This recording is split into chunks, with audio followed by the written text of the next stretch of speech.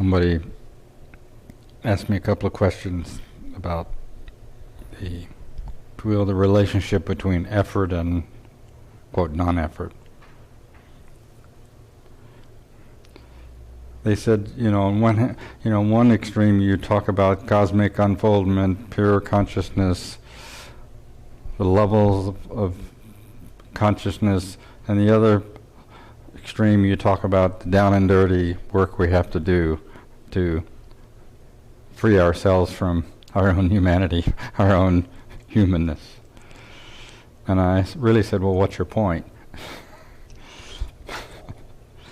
But I wanted to just a little bit address, if you will, the relationship,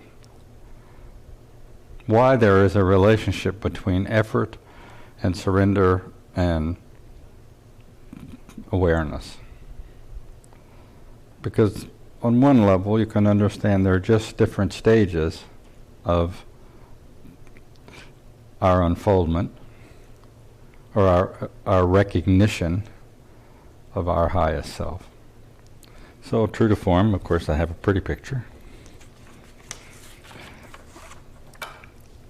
As I was having this discussion, this email exchange with this person, this image popped into my head, which is up on your screen, and for those of you here, this is a bird sitting in a cage, and the door is open, and behind the bird is the cosmos. And it says, a free bird caged in an unbounded sky. On one end of the spectrum of our individuated consciousness, we make an effort to free ourselves. On the other end, we become aware that we are free. The bindu point between the two is shakti and surrender, the nexus where the potential for illumination is ever present. On one end of the spectrum of our individuated consciousness, we make an effort to free ourselves.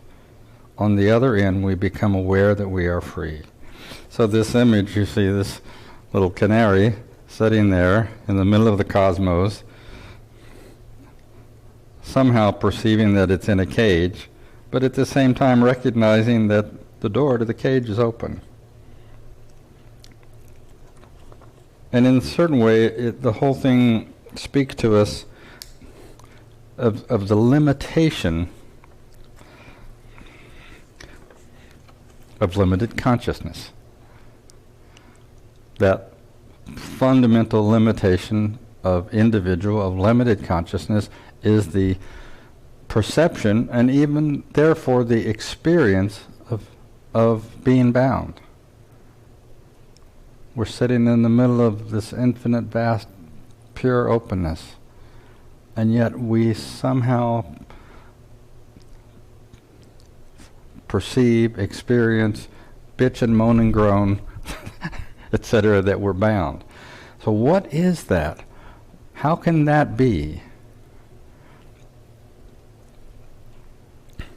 On one hand, you can understand that it is perspective. You're sitting in the little cage. It's a nice cage, right? It's a gold-gilded cage, right? And you don't really want to leave it. Close the door, please. I don't want to leave. I'm comfortable here, right? This is my world. I know it. I can control it, right? Nobody can touch me in this world. On the other, we recognize that the door is open, and we can fly anytime we want. And yet, we somehow choose not to fly. Now, one way we can recognize that is that in our deepest knowing, we know we don't have to leave the cage, because our own freedom is not encased in that cage.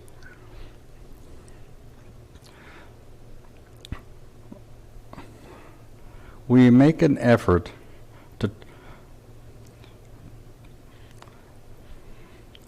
to transform our own consciousness.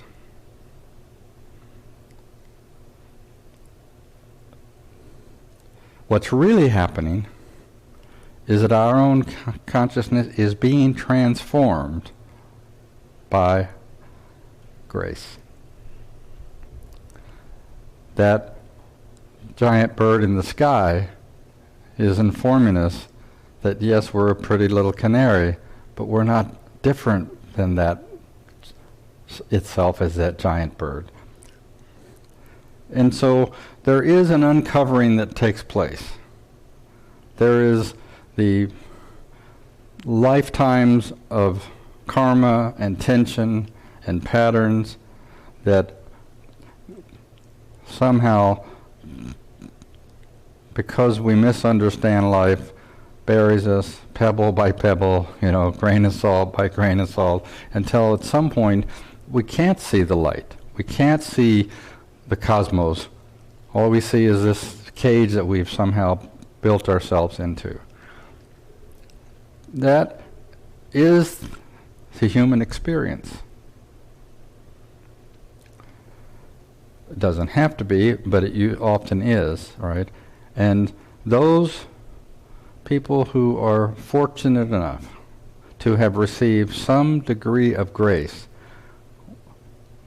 where that, in spite of that contraction, in spite of that tension, in spite of that misunderstanding, some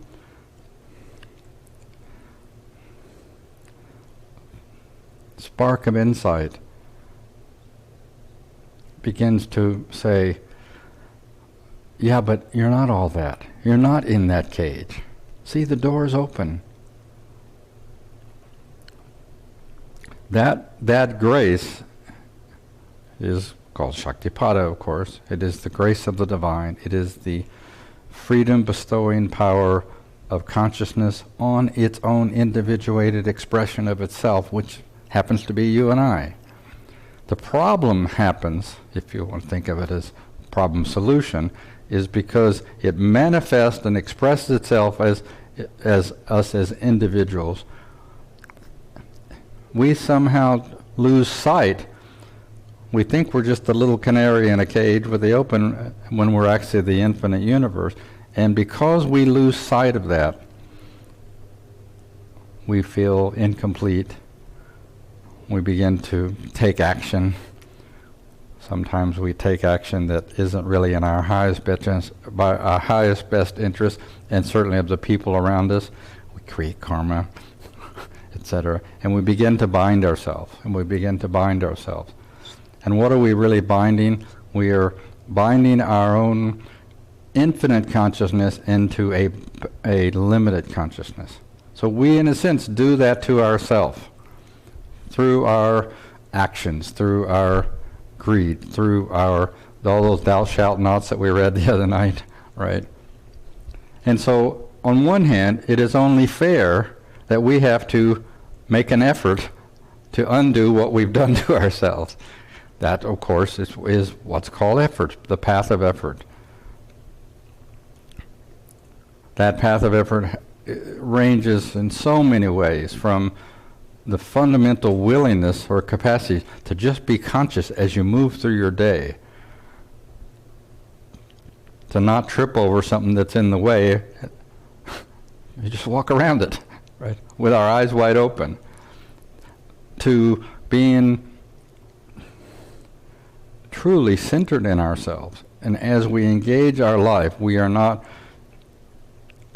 extracted from ourselves by the engagement in life.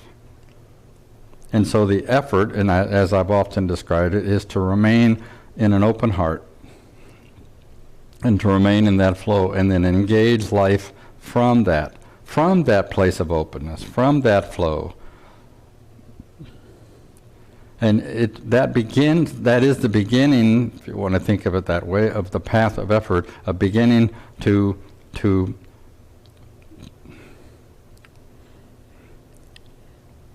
allow this energy that is freeing us to free us, because we become conscious of what we're doing with our energy, or what we're doing with our actions. We no longer, quote, are creating karma. Somebody once said, well, how do you free your karma? Well, step one, stop creating it. Because if you're perpetually creating karma, then you can't deal with any karma that you've already created. So our willingness to make an effort, that longing that we've talked about so often, that wish to grow, as Rudy talked about it, is the effort is to remember that longing and to stay inside and create a flow, etc., etc. That effort, quote, that we somehow believe we're making as an individual is really, in fact, the effort of pure consciousness to reveal itself to us, to reveal itself to us as that pure consciousness. That capacity to simply be aware of awareness, to become simply and profoundly still in ourselves, so that that awareness just shines forth, is cultivated, is developed through the capacity to be aware of our environment, be aware of our surroundings, be aware of our interactions with people. So we're muscling our own consciousness into through our practice into a different capacity. So what I was suggesting here is that this spectrum from I'm making an effort, I got to be free, to truly the experience that you want and should have at some point that continues in your sadhana is that you are a free bird. You are infinitely free. And that the nexus point between that effort and that awareness is shakti, is energy, it is surrender. And so in one sense, the effort that we make to cultivate an open heart, to create this flow in us, is ultimately the effort that we make within our psychic body and with our consciousness as we engage life to cultivate the pathway for individuality to ascend back to its source, which is pure consciousness. And so that effort is an internal effort that's an external expression. And that flow, that capacity to really engage life without the thou shalt nots, right, to be free of all those, is what really allows that shakti to continue to reveal that freedom. The shakti reveals the freedom. Because shakti is the power of freedom expressing itself. The same power of freedom that is expressing you, did express you, is expressing you, and will always be expressing you. The bindu point between the two, between making an effort and to be free and or to free ourselves and recognizing that we are that ultimate free consciousness, free awareness, is shakti and surrender. The nexus where this is the nexus where the potential for illumination is ever present.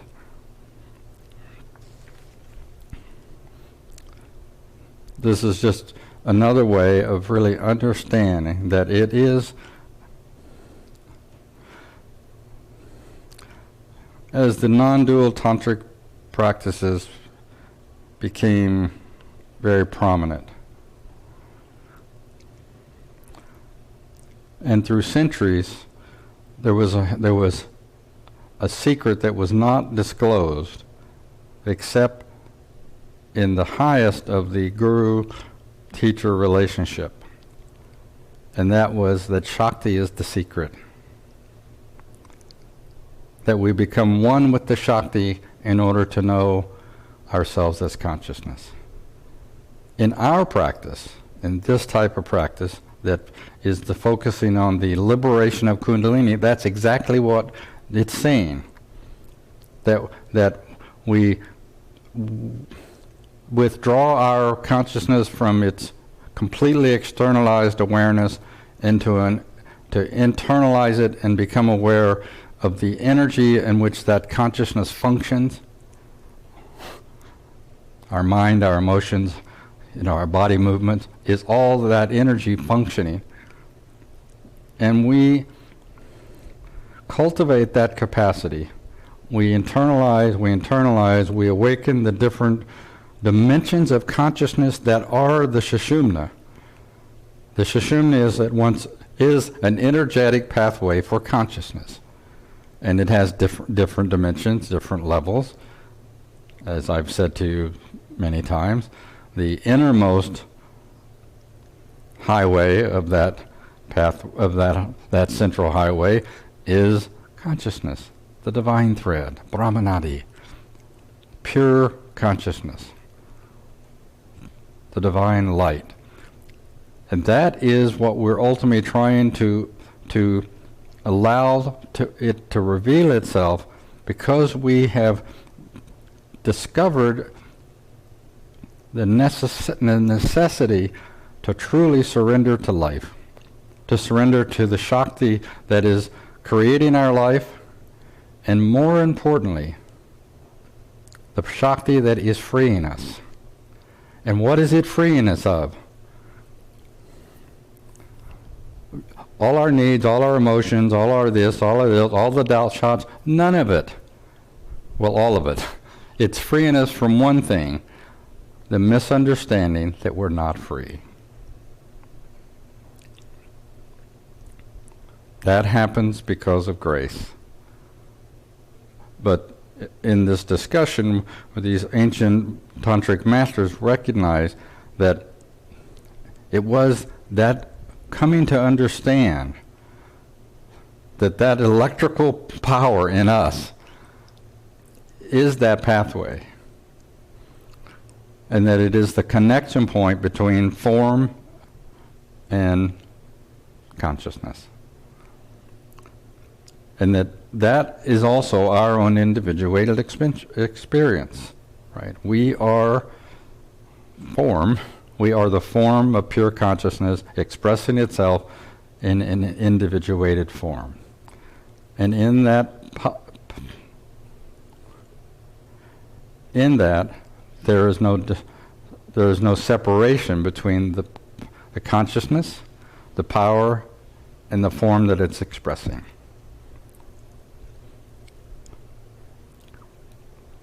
So the path that we, quote, the path that we're on, whether we find ourselves having to make a lot of effort, whether we're able to just simply really surrender to the Shakti and let go, or whether we open our eyes and see the pure light as ourself, that's determined by God. That's determined by that grace. Meaning, when Shaktipat descends, when God decides to wake us up, there is a varying degree of awakeness that happens in that. And that dictates where we are, quote, on our path. Now, those paths are nonlinear, and at the same time, they're a continuum. None of them, you can't really think of them as higher, even though you could kind of talk about it like that. But what's the highest path?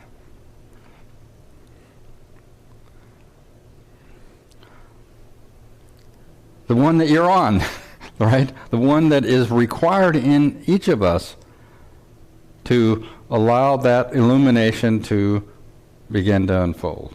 If we've lived lifetimes of debauchery, we might require a longer period of effort than if we perhaps were a pious monk, sadhu, who lived in an ashram for several lifetimes. In a sense, the path is determined by how the degree of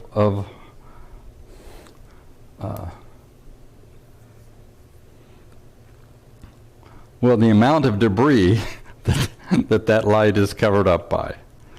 That debris is what we cause.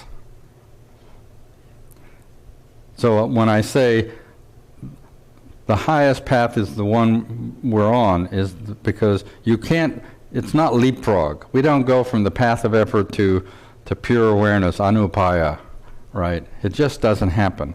Unless God decides to pick us up here and play leapfrog with us, right? But don't misunderstand, don't get lost in sadhana. How hard your sadhana is, how easy it is. Stay completely clear on what's happening, which is that illumination of your highest self. And then it doesn't really, you don't have to judge, you're in the cage, you're not in the cage, you got to make a longer period of effort, etc. As my brother would say, keep your eye on Jesus, right? Be clear what is really happening to you in your life. If you are doing any kind of if you are living any kind of authentic spiritual life, it is because God has decreed it. God has decided to awaken within you and reveal Him, herself to you as yourself. So we can, there's lots of different levels and degrees and stuff that we can talk about when we're talking about the upayas. But the point I want to make to you is that focus, no matter where you are in your sadhana, what struggle you're having, what challenge you're having, right? What you have to go through, what karmic bounds you have to untie. Know that all of it has a singular purpose, and that's to bring us to our freedom, to discover the joy of our own being, to discover the joy of God's being. And if you do that, if you somehow write it on a post-it, somehow remind yourself every day that the purpose of this life is to know God and to live in the joy of that, then you don't get caught in all the difficulty. You don't care, on one sense, whether you're in a phase or a stage, astrologically or karmically or whatever, where you have to make a lot of effort. And the reality is, making an effort, surrendering to the shakti, and residing in awareness is all happening simultaneously. And then it's a question of the predominance of where your awareness is. One day you may feel, man, it's all there is. Just beautiful life. And you wake up the next morning and you feel like shit. You can't feel your heart, right? You got 1,000 things to do. Your spouse is screaming at you, right? Your heart's contracting, and you may have to sit down and take a breath and stretch a little bit. It's the same consciousness to know your state that allows you to change your state.